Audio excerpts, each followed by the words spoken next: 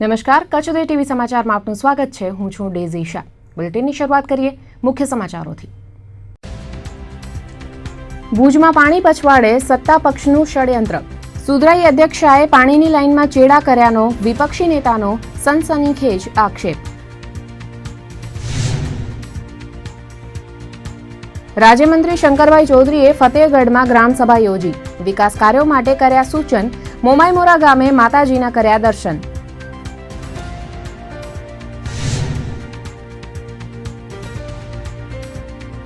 Shipping મંત્રાલયના સચિવ કંડલા પોર્ટની આકસ્મિક મુલાકાતે. પોર્ટ પ્રશાસનમાં દોડધામ.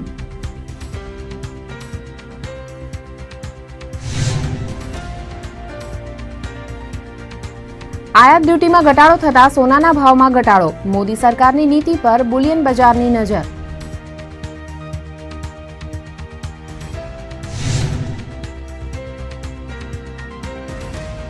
હજુ 36 કલાક સુધી સેકાવવું પડશે ગરમીમાં. હવામાન ખાતાની આગાહી. ભુજમાં તાપમાન 39.6 ડિગ્રીએ. અબડાસા લખપત જેવા પાણીની અછતથી પીડાતા વિસ્તારમાં લોકો પાણી માટે વલખા મારે તે સમજી શકાય, પણ જ્યાં પાણીનો પૂરતો જથ્થો ઉપલબ્ધ છે તેવા 2 લાખની વસ્તી ધરાવતા કચ્છના કેપિટલ ભુજમાં માનવસર્જિત ષડયંત્રને કારણે પાણીની પીડા ઊભી થઈ છે. તેનો પર્દાફાશ વિપક્ષે કર્યો છે. ઉનાળાની કાળઝાળ ગરમીમાં ભુજના કુલ 14 વોર્ડ પૈકી 13 વોર્ડના શહેરીજનોને 7 દિવસે માંડ એક જ વાર પાણી મળે છે.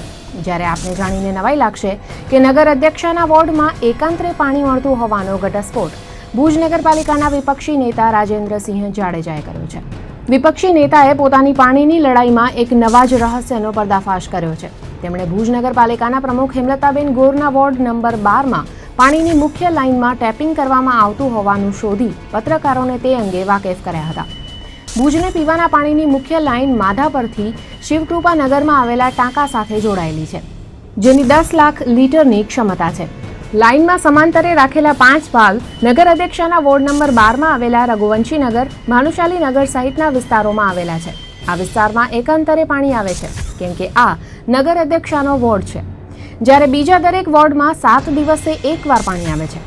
વોર્ડ નંબર 12માં ટેપિંગ કરી પાલિકા પ્રમુખ હેમલતાબેન ગોર પોતાના વિસ્તારમાં પાણીની રેલમછેલ કરાવે છે તેવો સીધો આક્ષેપ વિપક્ષી નેતાએ કર્યો હતો.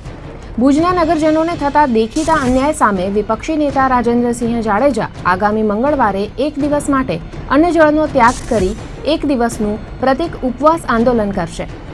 ભુજના નગરજનોને થતા દેખીતા અન્યાય સામે વિપક્ષી નેતા રાજેન્દ્રસિંહ જાડેજા આગામી મંગળવારે અન્નજળનો ત્યાગ કરી 1 દિવસનું પ્રતિક ઉપવાસ આંદોલન કરશે.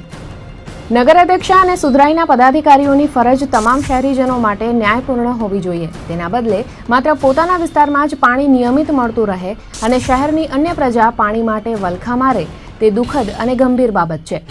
રાજેન્દ્રસિંહ જાડેજાએ પાણીના પ્રશ્નનો નિવેડો લાવવા અને સુધરાઈ પ્રમુખની બેધારી નીતિ રીતિ સામે અવાજ ઉઠાવવા ભાજપ કોંગ્રેસના તમામ નગરસેવકોને પોતાની સાથે જોડાવા આહવાન કર્યું છે.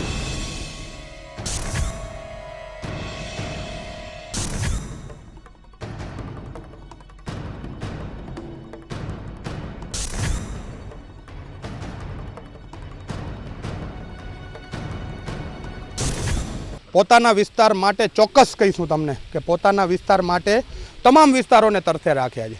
આજે જ્યારે હું તમને બતાવું છું કે 6ની લાઈન મુખ્ય લાઈનમાંથી 6ની લાઈન ટેપિંગ કરી અને કેટલા સમયથી આ હશે, કારણ કે સત્તા એમની હતી, નગરપતિઓ એ હતા, તો એમને પોતાના વિસ્તારને સાચવવા માટે તમે એટલું ભુજિયા ડુંગર ઉપરથી જે ટાંકો મુખ્ય ટાંકો છે એની અંદરથી સ્પેશિયલ લાઈન આખી એમના 3 વિસ્તારોને આવે છે. ખરેખર આ અયોગ્ય છે. જો એક વિસ્તારને સ્પેશિયલ લાઈન આવતી હોય તો ભુજના તમામ વિસ્તારોને સ્પેશિયલ લાઈન ભુજિયા તળેટી ઉપરથી આપવી જોઈએ. આ જ મારી માંગણી છે અને હું હંમેશા તમામ નગરજનો માટે લડું છું. મારે એમના વિસ્તારને એકાંતરે પાણી મળે એનો વાંધો નથી, પણ હું એ કહેવા માગું છું કે એમને એકાંતરે પાણી મળે છે તો તમામ વિસ્તારોને એકાંતરે પાણી મળે, એ જ મારી માંગ હતી અને આજે પણ મારી એ જ માંગ છે. આનંદીબેન સરકારના યુવા અને તેજસ્વી રાજ્યમંત્રી શંકરભાઈ ચૌધરીએ શનિવારે રાપરના ફતેહગઢ ગામની મુલાકાત લઈ લોકોના પ્રશ્નોને સાંભળ્યા હતા. રાપરના ધારાસભ્ય પંકજભાઈ મહેતાની સાથે રાજ્યના આરોગ્ય અને પરિવાર કલ્યાણ મંત્રી શંકરભાઈ ચૌધરીએ ફતેહગઢ ગામે યોજાયેલ ગ્રામસભાની મુલાકાત લીધી હતી. ત્યાં ઉપસ્થિત ગ્રામજનો પાસેથી ગ્રામસભાને લગતી માહિતી મેળવી હતી. એટલું જ નહીં પણ ગામના વિકાસમાં ખૂટતી કડીઓની સત્વરે પૂર્તતા કરવા સંબંધિત અધિકારીઓ તથા કર્મચારીઓને સૂચના આપી હતી. વાવ થરાદના ધારાસભ્ય અને રાજ્યમંત્રી શંકરભાઈ ચૌધરીએ મોમાઈ મોરા ગામે પ્રસિદ્ધ મોમાઈ માતાજીના દર્શન કર્યા હતા. શંકરભાઈનું મહંત જગદીશગીરીએ સન્માન કર્યું હતું. આ પ્રસંગે સરપંચ રામજી પટેલ તેમજ રાપર પંથકના ભાજપ આગેવાનો કાર્યકરો ઉપસ્થિત રહ્યા હતા.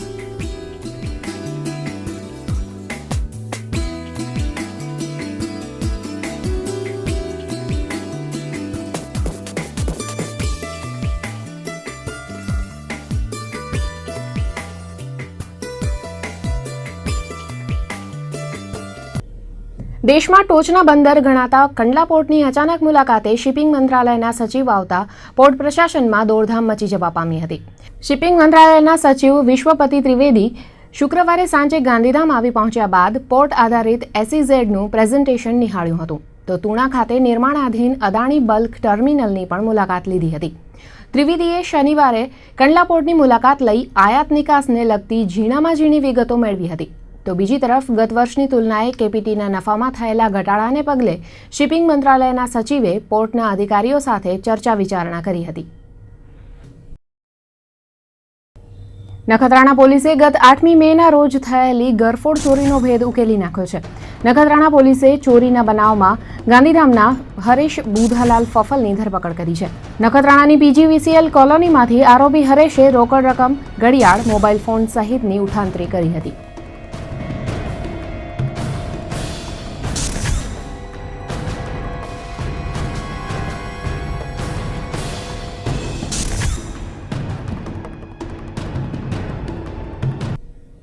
માધાપર ખાતે એક બાઇક ચાલક અને બોલેરો વચ્ચે અકસ્માત સર્જાતા બાઇક ચાલકને ગંભીર ઇજાઓ થઈ હતી. માધાપર ગામે રહેતા અને આઈસ્ક્રીમની લારી ચલાવતા વિજય ઠાકુરને બોલેરો જીપે હડફેટે લેતા તેના હાથ અને પગના ભાગે ફ્રેક્ચર સહિતની ઇજાઓ થઈ હતી. ઇજાગ્રસ્ત માધાપરથી ભુજ આઈસ્ક્રીમનો માવો લેવા આવતો હતો ત્યારે દીપક પેટ્રોલ પંપ પાસે બોલેરો જીપના ચાલકે તેને હડફેટે લીધો હતો. અકસ્માતમાં ઇજા પામનાર વિજયને ભુજની GK જનરલ હોસ્પિટલમાં સારવાર માટે ખસેડાયો હતો. અહીં તેના પગના ભાગે ફ્રેક્ચર થયું હોય ડોક્ટરોએ ઓપરેશન માટે તજવીજ હાથ ધરી હતી.